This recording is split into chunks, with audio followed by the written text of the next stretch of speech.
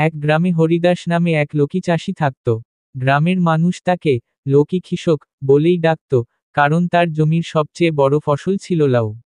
সারা বছর সে হাসিমুখে মাঠে কাজ করত। হরিদাসের জমি খুব উর্বর ছিল না। বৃষ্টি হলে জমি ডুবে যেত, খরা হলে ফসল শুকিয়ে যেত। কিন্তু হরিদাস হার মানত না।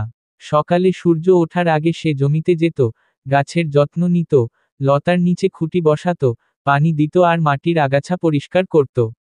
তার মনে হতো, গাছও সন্তান সম, যত্ন দিলে সে হাসি ফোটাবে। একবার টানা 3 মাস বৃষ্টি হয়নি। চারপাশের ফসল সব শুকিয়ে গেল। গ্রামের কৃষকরা দুশ্চিন্তায় পড়ল। কেউ কেউ জমি ফেলে দিল। কিন্তু হরিদাস তার লোকি গাছের প্রতি বিশ্বাস হারালো না।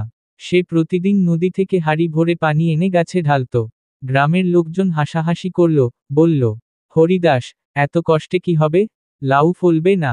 কিন্তু হরিদাস বলল, যতক্ষণ প্রাণ আছে, আমি চেষ্টা চালিয়ে যাব।